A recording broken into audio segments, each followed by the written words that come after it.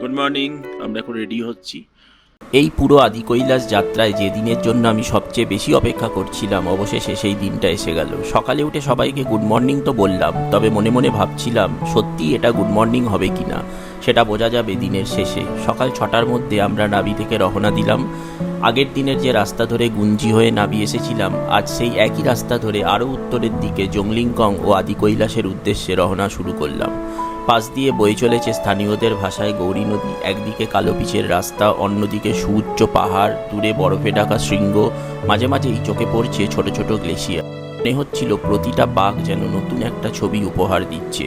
প্রায় 18 কিলোমিটার এগিয়ে পৌঁছে গেলাম কুটিগ্রামে। এখানেই আমাদের ইনার লাইন পারমিট পরীক্ষা হলো। একসময় ভারত তিব্বত বাণিজ্যের জন্য খুবই গুরুত্বপূর্ণ ছিল এই গ্রাম। এখানে আমাদের একটা চেকপোস্ট আছে। কুটি পেরিয়ে যতই সামনে এগোচ্ছি ততই বদলে যাচ্ছে চারপাশ। গাছপালা কমে আসছে, বাতাস আরও ঠান্ডা হচ্ছে, আর বরফে ঢাকা পাহাড়গুলো যেন ধীরে ধীরে আমাদের আরও কাছে চলে আসছে।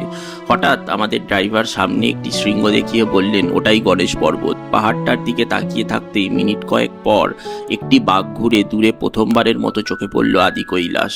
অনেকেই একে ছোট কৈলাস বলে চেনেন, কারণ এর আকৃতি অনেকটাই তিব্বতের কৈলাস পর্বতের মতো। তবে আদি কৈলাসের নিজস্ব ধর্মীয় গুরুত্ব রয়েছে। কত ছবি দেখেছি, কত ভিডিও দেখেছি, কিন্তু নিজের চোখে প্রথমবার এই দৃশ্য দেখার অনুভূতিটা সত্যি ভাষায় প্রকাশ করা কঠিন।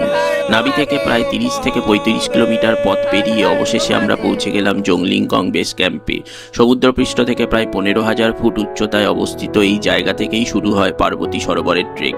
হাতে লাঠি, সঙ্গে জল আর কিছুটা ড্রাই ফ্রুটস নিয়ে হর হর মহাদেব বলতে বলতে হাঁটা শুরু করলাম। প্রায় প্রথম 300 মিটার বেশ খাড়া চড়াই। এই উচ্চতায় ধীরে ধীরে এগোনোটাই সবচেয়ে গুরুত্বপূর্ণ। প্রথম চড়াইটা পার হওয়ার পর রাস্তা অনেকটাই সহজ হয়ে যায়। কিছুক্ষণ পরেই পৌঁছে গেলাম বহুদিন ধরে শুধু ছবিতে দেখা সেই পবিত্র পার্বতী সরোবরে। বিশ্বাস করা হয় দেবী পার্বতী এখানে তপস্যা করেছিলেন। পরিষ্কার আবহাওয়ায় এখানকার জলে আদি কৈলাসের অপূর্ব প্রতিফলন দেখা যায়।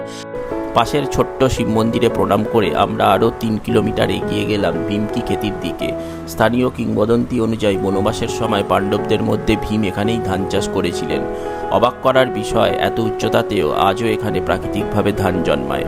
এরপর আমাদের পরিকল্পনা ছিল গৌরীকুণ্ড পর্যন্ত যাওয়ার। আদি কৈলাসের একেবারে পাদদেশে অবস্থিত এই স্থানটি অত্যন্ত পবিত্র বলে মানা হয়, কিন্তু সময় আর পথের দূরত্বের কথা ভেবে সেদিন আর এগোনো হলো না।